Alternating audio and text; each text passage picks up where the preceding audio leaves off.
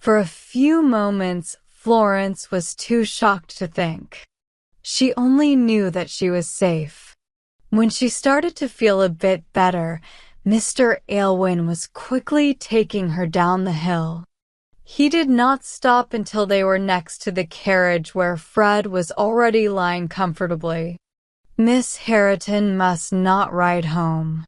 She is too wet, and it is dangerous, Mr. Aylwin said firmly. Take my horse with you, John, and I will walk with her across the fields. He did not give her time to say no. He led her away, and his serious face made Florence quiet and confused. After a while, he stopped and asked if he was walking too fast. I owe you my life, she said slowly. This is the second time you have saved me from a terrible death. How can I thank you? Sure, he replied, his lips shaking a little. Don't talk about it again. Just let me remember that I could help you. You must also let me thank you, said Florence, feeling a bit cold because of what he said. My life is not important to anyone but me, but I still feel scared when I think about losing it so suddenly and terribly. Mr. Aylwin walked a few steps without speaking. Then he leaned towards her and said softly, Poor little Florence. Is there still a dark cloud from the past that you cannot get rid of? I hoped that at Orwell Court, where everyone loves you, you would be happy again.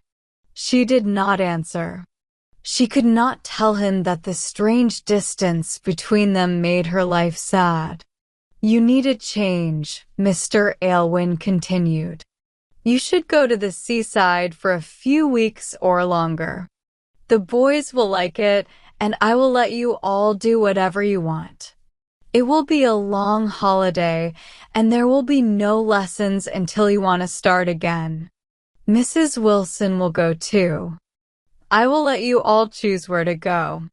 Pick the part of the coast you like, and I will find a house there. I am sure Walter and Fred will be very happy with your idea, Florence answered coldly.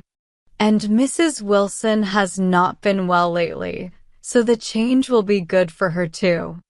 But for me.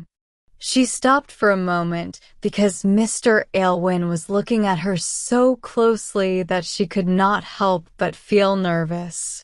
Why did you stop? He asked. Because you're so kind. I don't want to do anything that goes against your plans.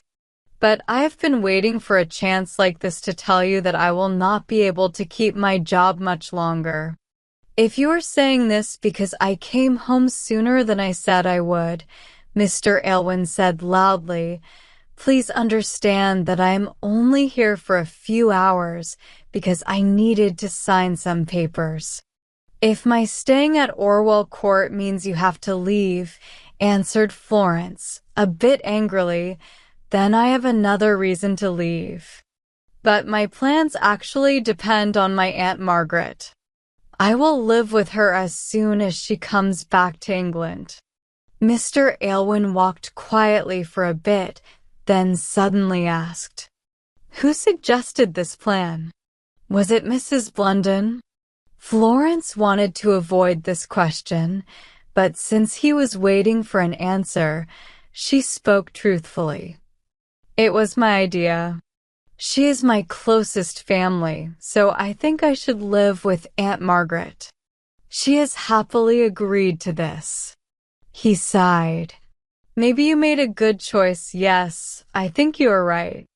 But I hoped you would be happy to stay with us. Florence did not reply, and they did not talk again until they could see the house. Then, as he helped her over a tricky fence, he said gently, Florence, if you know what I am feeling, you must understand how much I will miss you. It hurts me so much to know that I cannot say, stay with me forever, be my dear companion for life. Shaking all over, She turned away from him and leaned on the fence, too upset to stand on her own. He saw this and started to blame himself. I am such a selfish, terrible person. I can't explain why I acted this way. There is no excuse. But please forgive me, Miss Harriton. Please forgive me. Instead of answering, she started to walk quickly. What could she say that would not show the deep pain she felt every time he talked like this? But he walked close behind her. Miss Harriton, you are very tired. Please take my arm, and I promise I will not upset you again. You won't? Florence, if I didn't feel so strongly, I could better handle the sadness of losing my best hopes. Florence let him take her hand and put it on his arm. Oh, if only he would explain himself more clearly. If only he would tell her what this problem was that he was so sad about. He loved her. Yes, she could not doubt that, even if he tried to hide it as just friendship. What was it that made it so hard for him to say he loved her? But it seemed he was happy with her silent sign of forgiveness, and he quietly led her to the house. Mrs. Wilson was at the door, waiting for them to arrive. Mrs. Wilson raised her hands in surprise when she saw Florence's pale face and wet clothes. She began to shout, "Oh no! How awful! My poor child, you will catch a terrible cold." "Not if we act quickly and carefully," said Mr. Aylwin seriously. His kind housekeeper understood right away and worked so fast that the tired girl was soon out of her wet clothes and in a warm bed. Mrs. Wilson told her to have a long, comfortable sleep and not to worry about Fred, who was already feeling better. Florence was so tired, both in her mind and body, from crying so much when she was alone. She tried to follow the advice and was starting to fall into a light sleep when her door opened softly. Thinking it was just Mrs. Wilson coming to check on her and not wanting to talk, Florence stayed very still with her eyes closed. Someone walked quietly to her bed and leaned over her. As the curtain was closed again, she heard Mrs. Wilson say in a quiet, soft voice, "I told you she must be sleeping." "I know," said another voice, louder and fuller. "But I just had to come and see her right away. Dear child, she looks just like her sweet, gentle mother."